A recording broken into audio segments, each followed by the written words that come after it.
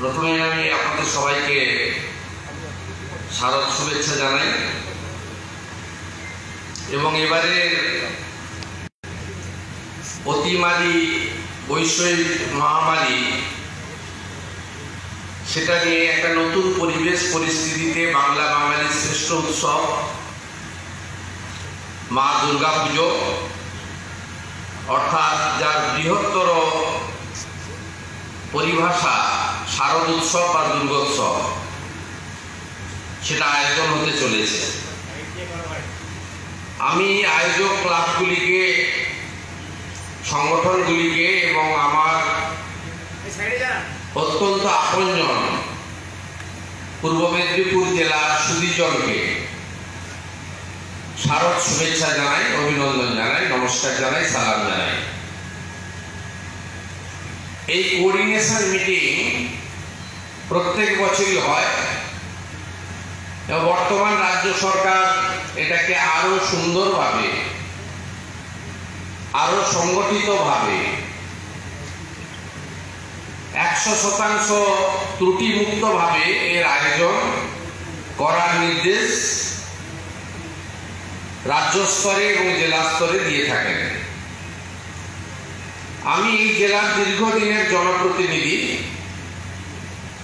95 সাল থেকে কাউন্সিলর, 2006 সাল থেকে এমএলএ, 2009 সাল থেকে সাংসদ, আবার 16 সাল থেকে বিধায়ক তথা মন্ত্রী আমি এটাতে অ্যাটেন্ড করি এবং এই সমন্বয় সভাটা আয়োজন করেন জেলার আরক্ষাধ্যক্ষ তার পদাধিকার বলে তার টিমকে নিয়ে। এবারেও আমরা অত্যন্ত সিনিয়র এবং এনার্জেটিক আইপিএস সুনীল যাদব, তিনি এটা অর্গানাইজ করেছেন, আমাকে প্রায় জানিয়েছেন, আমরা টাইম ফিক্স করে নিয়েছি এবং তিনি খুব সুন্দর ব্যবস্থাপনা করেছেন, ফিজিক্যাল ডিস্টেন্সিং মেনটেন করে এই সভা। তার জন্য তাকে এবং তার পুরো টিমকে, 3 জন অ্যাডিশনাল এসপি, 4 জন এসডিপিও, ডিএসপিরা, ইন্সপেক্টররা, এসআইরা, তার পুরো টিমকে আমি আন্তরিক অভিনন্দন জানাচ্ছি।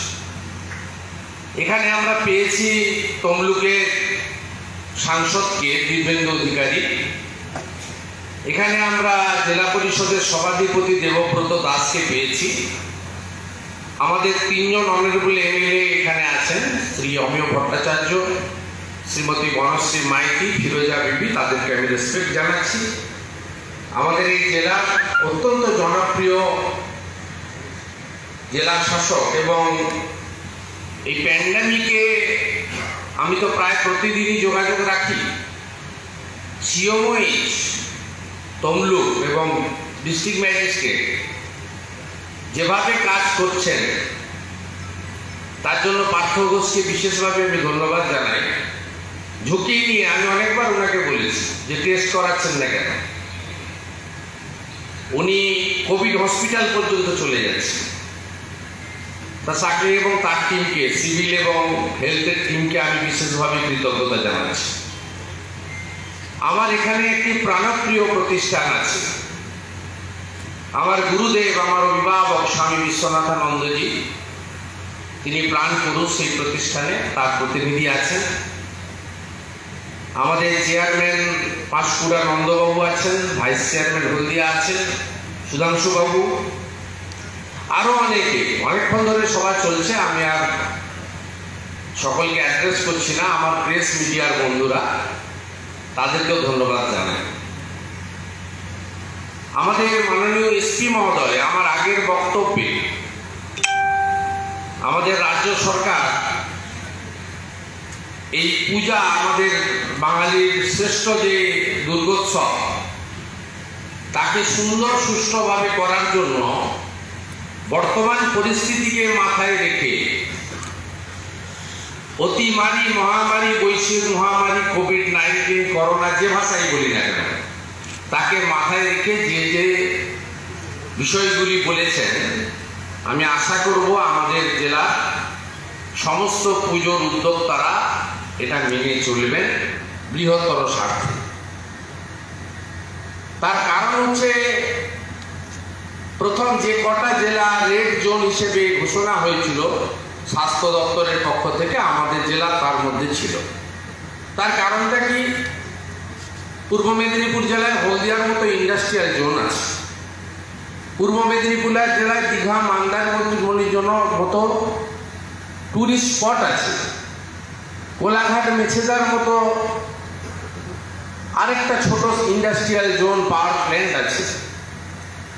প্রচুর লোকজন আমাদের জেলা বিদেশে থাকে, আমেরিকা, ইংল্যান্ড, ইউরোপ থেকে শুরু, এবং বড় বড় জায়গায় আছে। ডক্টর মণিলাল ভৌমিকের মতো লোক, আমেরিকা কাম্পানো অধ্যাপক, রাধা বিনোদ নাথের মতো লোক বড় বড় জায়গায় ডাক্তারি অধ্যাপনা করছেন, জার্মানিতে, ফ্রান্সে।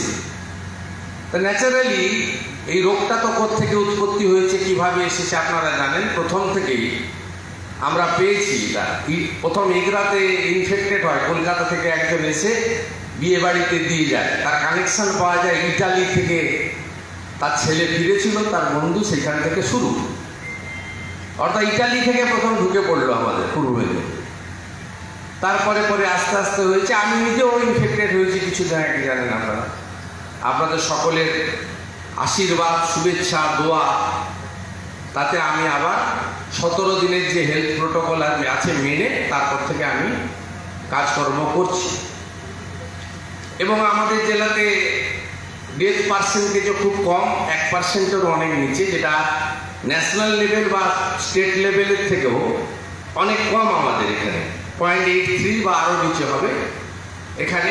এবং রিকভারি পার্সেন্টেজও এখানে স্টেটে প্রায় 88%-এর কাছাকাছি, আমাদের প্রায় 90%-এর বেশি রিকভারি পার্সেন্টেজ হয়েছে। এখানে সব মিলিয়ে আমরা ওয়ার্কফুটিংয়ে কাজ করছি। এই কথাগুলো, এই শুভ অনুষ্ঠান, আনন্দ অনুষ্ঠান, আমরা যারা ধর্ম মানি, আমরা যারা সাত্ত্বিক, আমরা যারা মায়ের কাছে পুষ্পাঞ্জলি দেব শাস্ত্র মতে, পঞ্জিকা মতে, আর যারা আমাদের সনাতন ধর্মের সঙ্গে যুক্ত নয়, তারা কিন্তু আমাদের প্রসাদ খাওয়াতে বলুন বা অন্যান্যভাবে বলুন, বিজয়ার শুভেচ্ছাতে বলুন, অংশগ্রহণ, যেটা মাননীয় এসপি বলেছেন, জেলা শাসক বলেছেন যে আগামী বছর আমরা আরো 100 গুণ বেশি উৎসাহে, আড়ম্বরে আমরা করব। কিন্তু এবছরটা আমরা দেখব, যেহেতু আমাকে আক্রান্ত, তাই আমরা দেখব যাতে আমাদের এই যে গাইডলাইন রাজ্য সরকার দিয়েছে সেটা আমরা ফলো করে চলব।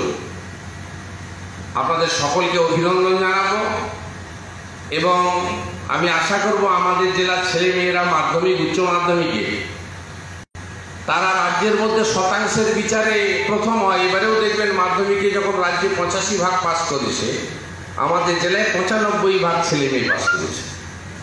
তা আমাদের ছোট ছোট ছেলে মেয়েরা, ভাই বোনেরা, তারা যদি পারে, তাহলে আমরা পুজো কমিটিতে যারা আছি, প্রাপ্ত বয়স্ক, অনেকদিন ধরে এই অনুষ্ঠানের সঙ্গে যুক্ত, তারা কেন পারবো না?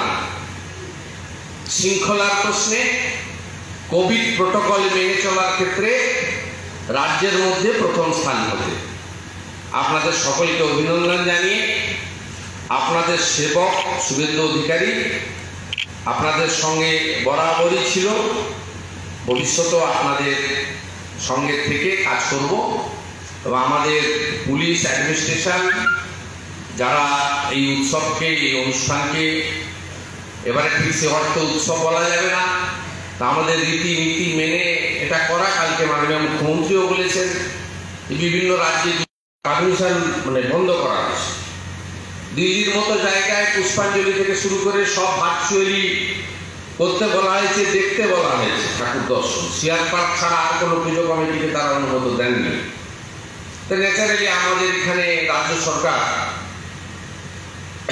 অনেক উদারতা দেখিয়ে আপনাদের এই বিষয়টাকে দেখতে চাইছে। সেক্ষেত্রে আমরা যেন এই 11 দফা প্রোটোকল, গাইডলাইন, নির্দেশাবলী, এটা আমরা মেনে চলি।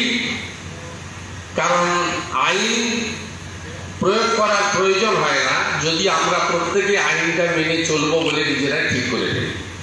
আপনাদের সকলকে অভিনন্দন জানিয়ে এবছরের শ্রী শ্রী দুর্গা পুজো অনুষ্ঠান অত্যন্ত সফল হবে, সুখকর হবে, মধুময় হবে।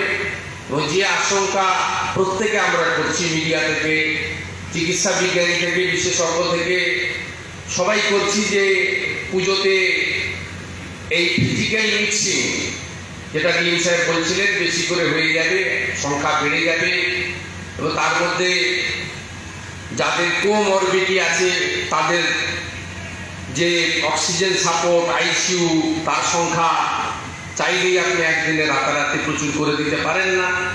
সেরকম পরিস্থিতি যাতে না হয়, এটা কিন্তু আমাদের প্রত্যেকের মাথায় থাকবে। আমরা সবাই ভালো থাকবেন। জয় হিন্দ।